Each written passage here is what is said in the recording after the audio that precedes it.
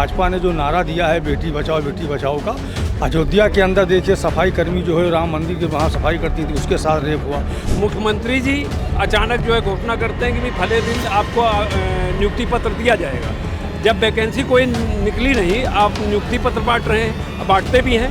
Bulldozer चलना तो bulldozer गलत है, न्यायपालिका बैठी हुई है। हाँ, उसके बावजूद क्यों बुलडोजर? बावजूद ये कर रहे हैं, ये अपना हवा खड़ा कर रहे हैं।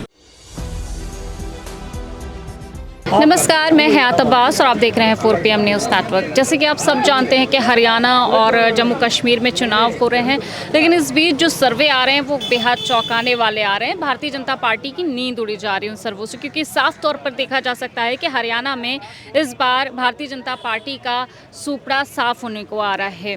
तो क्या राहुल गांधी के जो भाषण हैं उनका असर हरियाणा पब्लिक पर हो रहा है? जैसे कि उन्होंने कहा हम अग्निवीर योजना जो है वो ख़त्म कर देंगे, रोजगार देंगे, तमाम तरह के भाषण दिए हैं और काफ़ी उसका जो असर देखने को मिला है वो भी लोगों पर देखने को मिला है, लोगों के बीच हैं। और सर कैसे देख रहे हैं हरियाणा चुनाव को? हरियाणा चुनाव किसानों का आंदोलन और जो 10 साल हुकूमत किया है, जो जुल्म और ज़्यादती की है वहाँ, उस जुल्म और ज़्यादती के खिलाफ आम जनता उठ खड़ी हुई है और कांग्रेस पार्टी को बहुत भारी बहुमत से जिता के भेजेगी।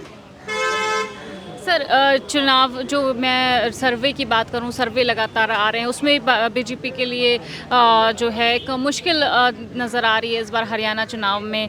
और मैं बात करूंगी, आप जैसे पहलवानों की बात कर रहे हैं, खुद भी पहलवान हैं, विनेश फोगाट हैं वहां पर, तो इसका नुकसान कहीं ना कहीं बीजेपी को? बिल्कुल, जो 10 साल उन्होंने हुकूमत की और जुल्म और ज़्यादती की है उस इलाके में, उसका पूरा असर है। हरियाणा में पार्टी बम्पर मतों से चुनाव जीतने जा रही है।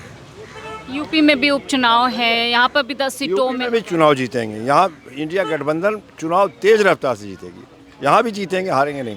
और क्या वजह रहेगी भारतीय जनता पार्टी के हारने की? क्योंकि इन्होंने तो कहा है कि हमने 10 सालों में बहुत विकास किया है जो अन्य सरकारें नहीं कर पाई। विकास क्या किया है? पूरे उत्तर प्रदेश में कोई ऐसा शहर बताइए जहाँ उन्होंने सिर्फ नफरत फैलाई है, मोहब्बत का कोई पैगाम दिया नहीं।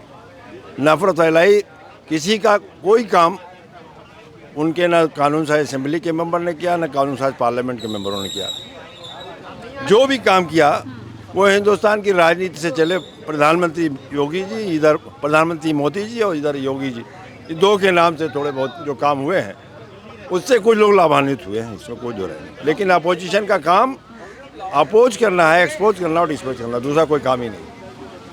तो बिल्कुल सर कह रहे हैं कि नफरत का काम किया है, नफरत फैलाने का काम किया है सर, कह रहे हैं भारतीय जनता पार्टी ने। अब 10 सालों में एक तरफ बीजेपी कहती है कि हमने 10 सालों में वो काम किए हैं जो अन्य सरकारों ने नहीं किए।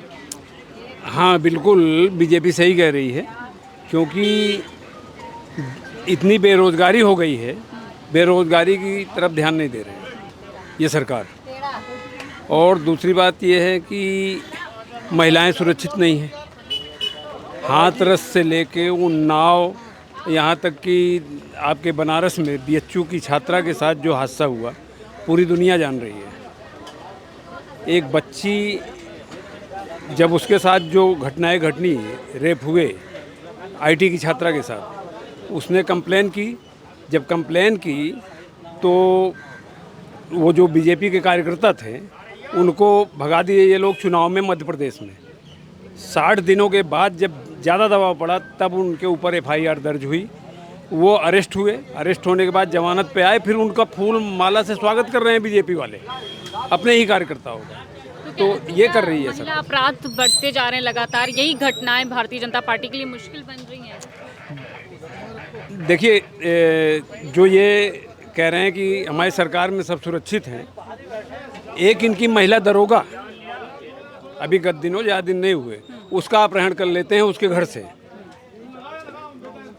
उसने, जिस शख्स ने अपहरण कराया उस दरोगा का, वो दरोगा 12 दिन पहले हजरतगंज कोतवाली में FIR दर्ज कराई थी उस शख्स के नाम पर जिसने अपहरण कराया। अपहरण कराकर 2-3 किलोमीटर तक उसको गाड़ी में बैठाकर धमकी देते हैं, दौड़ाते रहते हैं गाड़ी, धमकी देते हैं कि जो केस तुमने किया है, कोई पांडे था उसके ऊपर, तो उस पांडे का केस वापस ले लो वरना आपके साथ कुछ भी हो सकता है। 3 किलोमीटर दौड़ाकर उसको उतार देते हैं। अगर उस महिला के साथ उस गाड़ी के अंदर कोई अनहोनी हो जाती तो उसका जिम्मेदार कौन होता था? कौन होगा? तो इस तरह का ये सरकार कर रही है। बेरोजगारी के नाम पर कुछ नहीं कर रहे हैं। मुख्यमंत्री जी अचानक जो है घोषणा करते हैं कि भाई फले दिन आपको नियुक्ति पत्र दिया जाएगा। जब वैकेंसी कोई निकली नहीं, आप नियुक्ति पत्र बांट रहे हैं, बांटते भी हैं। कब वैकेंसी निकली, कब इंटरव्यू हुआ, आप खामखाए अपने लोगों को नियुक्ति पत्र दे रहे हैं। इसी तरह प्रधानमंत्री भी कर रहे हैं। जगह जगह जो है अचानक घोषणा कर देंगे कि भाई आज नियुक्ति पत्र दिया जाएगा, उनको नियुक्ति पत्र दे रहे हैं। वैकेंसी कब निकली कोई पता नहीं है। यह है इस सरकार में। बिल्कुल, लगातार महंगाई, बेरोज़गारी एक मुद्दा बना हुआ है देश में। जैसे अभी सर भी कह रहे हैं कि महंगाई सबसे बड़ा और बेरोज़गारी सबसे बड़ा मुद्दा है। क्या आपको लगता है वाकई भारतीय जनता पार्टी की सरकार में बेरोज़गारी बढ़ गई? बेरोज़गारी तो इतनी जो चरम सीमा पे है कि उनके समझ लो जो गरीब आदमी जो घर के अंदर जिसके 2 सिलेंडर आ जाए, सिलेंडर में अब किया पैसा। मनमोहन सरकार में 350 रुपये सिलेंडर थे, अब जो है 900 रुपये सिलेंडर है। तो वो सिलेंडर है, या आप सब्जी जो है महंगी है, आलू जो है 35-40 रुपये किलो है। कोई सामान अगर बाज़ार में 1000 रुपये लेने जाए तो सब्जी जो है वो सामान लेके 1000 रुपये, उसको 1 रुपये वापस नहीं आने हैं। आप कह रहे हैं कि महंगाई बहुत है, गैस सिलेंडर के दाम बढ़ गए। इधर अमित शाह तो वादा कर रहे हैं कि हम 2 सिलेंडर देंगे, हमारी सरकार बन जाती। वो तो घोषणा उन्होंने किया है, और उन्होंने तो लफाजी कहने के लिए कुछ नहीं घोषणा करते हैं कि हम करेंगे। इससे पहले कि उन्हें कोई चुनाव की घोषणा तो है नहीं, तो उन्होंने कहा 2 सिलेंडर देंगे। वो 2 सिलेंडर तो जब उन्होंने भारतीय जनता पार्टी को वोट देने वालों को नहीं दिया, तो दूसरे जो भाजपा के खिलाफ हैं उनको कैसे वोट देंगे? वो कैसी पॉलिसी उनकी है? तो महंगाई चरम सीमा पे है। और इसके जो भाजपा ने जो नारा दिया है बेटी बचाओ का, अयोध्या के अंदर देखिए सफाई कर्मी जो है राम मंदिर के वहाँ सफाई करती थी, उसके साथ रेप हुआ। उनके जो पकड़े गए अभी उनके ऊपर बलात्कार के केस नहीं साबित हुए, और ना उनके घर पे बुलडोजर चले। जिस घर में जो मोहित अहमद के घर में बुलडोजर चल गया, उसके घर पे नौकर था, तो नौकर के ऊपर कानूनी कार्रवाई करनी चाहिए। अच्छा, एक तरफ बीजेपी कहती है कि हमने अपराध जड़ से खत्म कर दिया है, वो चाहे देश में हो चाहे प्रदेश में हो। इसमें कितनी सच्चाई है? अपराध तो चरम सीमा पे है उत्तर प्रदेश में, रोज़ घटनाएं होती हैं। यहाँ तक के जो बलात्कार केस में जेल में थे, वो जैसे छूटता है वैसे आकर फिर जा कर के वही महिला को जो हो जाके मर्डर कर देता है। तो कहाँ लाइन ऑर्डर मेंटेन है, कौन कानून व्यवस्था है? उत्तर प्रदेश में मुख्यमंत्री बयान तो बहुत बड़ा देते हैं जुमले वाला, लेकिन कोई कानून व्यवस्था नहीं। हर थाने के वक्त पैसा लिया जा रहा है। 5000 रुपये FIR दर्ज होती है, उसका पैसा लेते हैं हर थाने में। मैं बहराइच जनपद का हूँ, रुपैडिया बॉर्डर से आया हूँ। रुपैडिया बॉर्डर के ऊपर नकली लोगों को दिखा के कस्टम ड्यूटी। बहराइच के हैं आप? जी हाँ, बहराइच जनपद बॉर्डर का। वहाँ पर कुछ घरों पे बुलडोजर चल रहा है। क्यों बुलडोजर चल रहा है? पखरपुर पे ग्राम पंचायत की ज़मीन थी, जिसको जो है प्रधान और सेक्रेटरी वो 12 साल का पट्टा करते हैं, तो पट्टा कर दिया था। पट्टा कराने के बाद में आप मकान पक्का बना सकते हैं।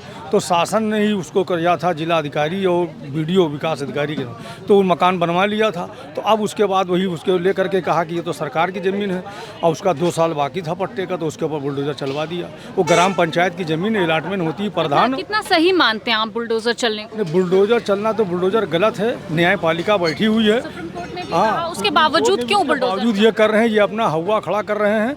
और अगर नगर पालिका की ज़मीन या महापालिका की ज़मीन पर अतिक्रमण है तो उसको आप बेशक हटाइए, लेकिन नाजायज़ गरीबों को उसको बुलडोजर चलाने से पहले उसको आवास दीजिए। तमाम प्रधानमंत्री आवास के मकान अरबों खरबों रुपए बट रहे हैं देहातों में, शहरों में, शहरी क्षेत्र में, तो उसको आवास दे दीजिए, तो उसको बुलडोजर चलाइए। तो बुलडोजर जो जायज़ हो वो चलाइए। बुलडोजर तो गलत है, कहीं बुलडोजर की नहीं तो अंग्रेजों की नीति अपना रहे हैं कि बुलडोजर चलाइए, मकान गिरा दिए। तानाशाही, हिटलर शाही है ये। हिटलर शाही है, तानाशाही है, कहना है ऐसा। सरकार आप कैसे देखते हैं?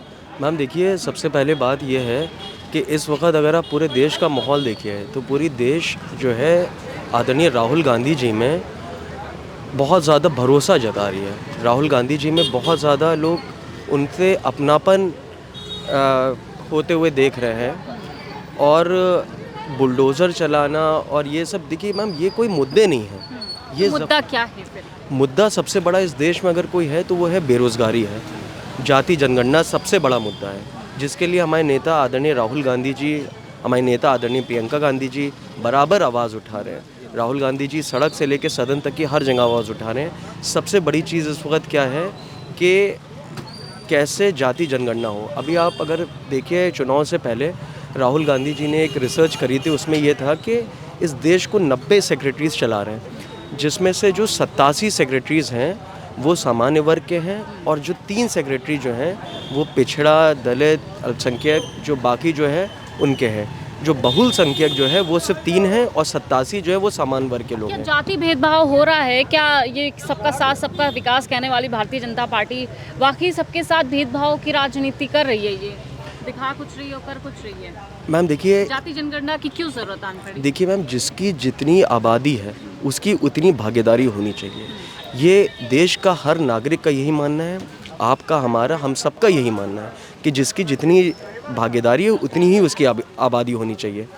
और प्लस सबसे बड़ी चीज़ क्या है, आप जाति जनगणना कराइए, आप देखिए कौन सी जात के लोग कितने हैं। जब हमको ये पता चल जाएगा कि कास्ट सेंसस का डेटा हो गया है और पता चल जाएगा कि कौन सा ट्राइब, कौन सा पिछड़ा समाज, कौन सा दलित समाज, कौन सी उसकी सब कैटेगरीज जब देश के सामने आएंगी ना, तो उसी हिसाब से उसका रिप्रेजेंटेशन होना चाहिए। ये मैम हमारे नेता आदरणीय राहुल गांधी जी का मानना है, ये हम सबका मानना आप है। राहुल गांधी की बात करें, लगातार राहुल गांधी से माफ़ी मांगने का दबाव बनाया जा रहा है बीजेपी की तरफ से, उनके ऊपर FIR की बात कही जाती है, उनकी सिटीजनशिप पर बात आ जाती है। कैसे देख रहे हैं ये सब हमले क्यों हो रहे हैं राहुल गांधी पर? मैम देखिए, अगर आप इतिहास में अगर आप जाइए, सिर्फ हिंदुस्तान की बात नहीं, अगर पूरी दुनिया में आप कहीं भी आप देखिए, जैसे मार्टिन लूथर किंग जूनियर, उन्होंने भी समानता की बात की, उन्होंने भागीदारी की बात की कि सबकी बराबर की हिस्सेदारी होनी चाहिए समाज में। उनके साथ क्या हुआ?